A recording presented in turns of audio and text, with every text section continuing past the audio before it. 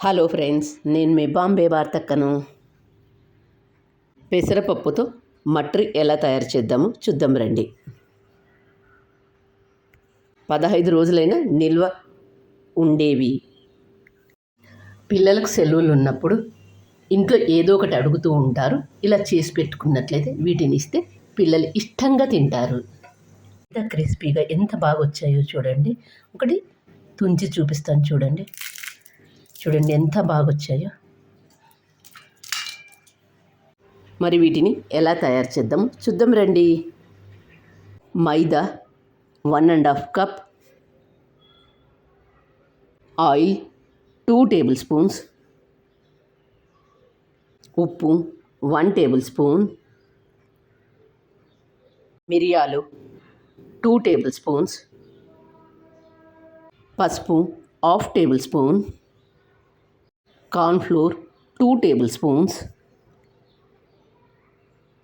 నెయ్యి 2 table spoons. ఒక చిన్న బౌల్లోకి 2 టేబుల్ స్పూన్ల నెయ్యి వేసుకొని 2 టేబుల్ స్పూన్ల కార్న్ఫ్లోర్ వేసుకోండి. దీన్నంతా ఒకసారి బాగా కలిపి పెట్టుకోండి. ఇలా కలిపి పక్కన పెట్టుకోండి. మిరియాలు ఇందులో వేసుకొని మిరియాల పొడి మెత్తగా చేసుకోండి. ఒక గిన్నెలోకి 1 కప్పు పెసరపప్పు తీసుకొని వీటిని ఒకసారి శుభ్రంగా వాష్ చేసుకోండి. వాష్ చేసుకున్న వీటిలోకి 2 గ్లాసుల నీళ్లు పోసుకొని మూత మూసి పక్కన పెట్టండి. పక్కన పెడదాం. మూత మూసి పక్కన పెడదాం. నానబెట్టుకున్న వాటిల్లో నుంచి నీళ్ళన్నీ వంపేసుకోండి. వంపేసుకున్న వాటిని ఒక మిక్సీ జార్లోకి తీసుకొని మెత్తగా పేస్ట్ చేసుకోండి. ఇలా మెత్తని పేస్టులా చేసుకోండి. చూడండి, ఎక్కడ పలుకులు లేకుండా చూసుకోండి. పెసరపప్పును పేస్ట్ చేసేటప్పుడు 1 or 2 టేబుల్ స్పూన్స్ మాత్రమే నీళ్లు వేసుకోవాలి. అంతకన్నా ఇలా మెత్తగా పేస్ట్ చేసుకున్న దీన్ని ఒక ప్లేట్లోకి తీసుకొని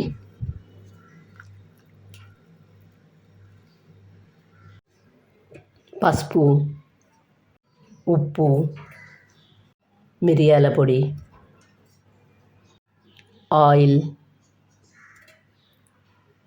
వీటినన్నీ ఒకసారి బాగా కలుపుకొని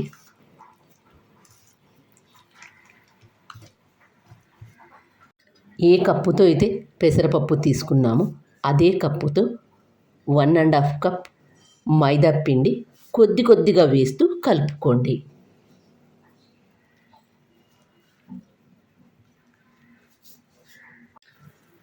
మరొక 1/2 కప్పు వేసుకొని టోటల్గా 1½ కప్పు వేసుకోండి.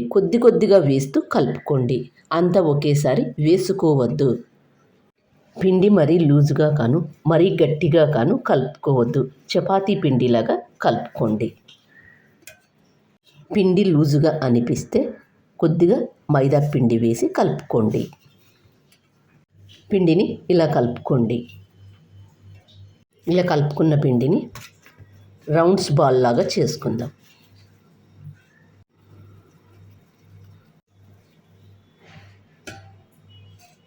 రౌండ్గా చేసుకుని ఒక పిండి ముద్దను తీసుకొని పొడి పిండి చల్లుకొని దీన్ని నెమ్మదిగా చేసుకోండి.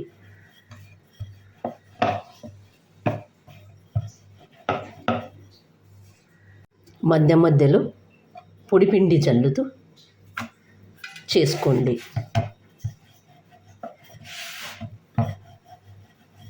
మరీ మందంగా కాను మరీ పల్చగా కాను చేసుకోవద్దు. ఇలా చేసుకోండి. ఇలా చేసుకున్న దాని మీద ముందుగా మనం కలిపి ఉంచుకున్న నెయ్యిలో కార్న్ఫ్లోర్ వేసి కలిపి ఉంచుకున్నాను చూడండి, దాన్ని దీని మీద అప్లై చేసుకోండి.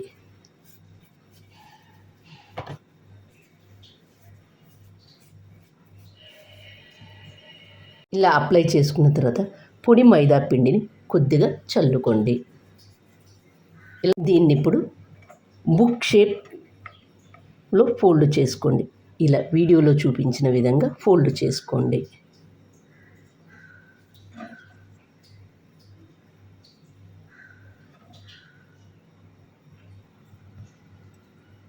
ఇలా చేసుకున్న దాన్ని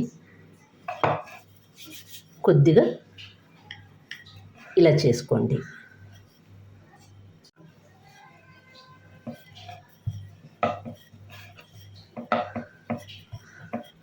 ఇలా చేసుకున్న దాన్ని మళ్ళీ దీని మీద ఇలా అప్లై చేసుకోండి.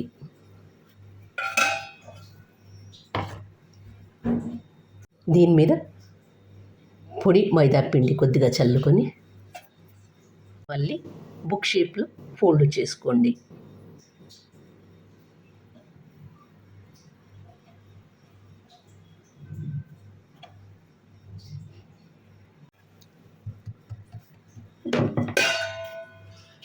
మరొకసారి దీన్ని ఇలా కొద్దిగా ప్రెస్ చేస్తే, ఇలా ప్రెస్ చేయడం వల్ల నూనెలో వేసినప్పుడు విడిపోకుండా బాగా ఉంటాయి.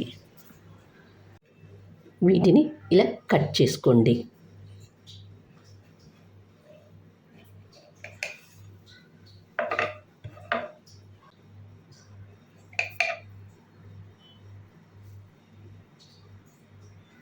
అలాగే మిగతా వాటన్నింటిని కూడా చేసుకోండి.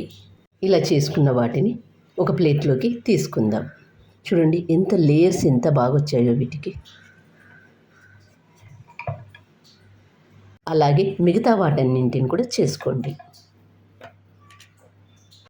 లేయర్స్ చూడండి ఎంత బాగా వచ్చాయో. చూడండి ఇక్కడ లేయర్స్ ఇలా రావడం ఇలా వస్తే మనం చేసినవి చాలా బాగుంటాయి. గ్యాస్ ఆన్ చేసుకొని అండి పెట్టుకొని డీప్ ఫ్రైకి సరిపడినంత ఆయిల్ తీసుకోండి. ఆయిల్ బాగా వేడైన తర్వాత మంటను మీడియం హీట్లో పెట్టుకొని ముందుగా మనం చేసుకున్న వాటిని ఇందులో వేసుకోవాలి. నూనెలో వేసిన వెంటనే జాలి గరిటె పెట్టి కలపవద్దు. ఒక సైడు కొద్దిగా కాలిన తర్వాత మరొక సైడు తిప్పి వేసుకోండి. చూడండి లేయర్స్ ఎంత బాగా వచ్చాయో ఇది.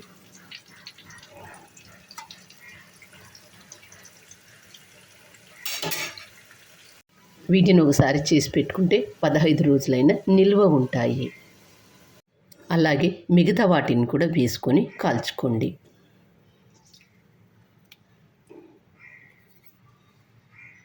సాయంకాలం పూట వీటిని టీతో పాటు తీసుకున్నట్లయితే బాగుంటుంది.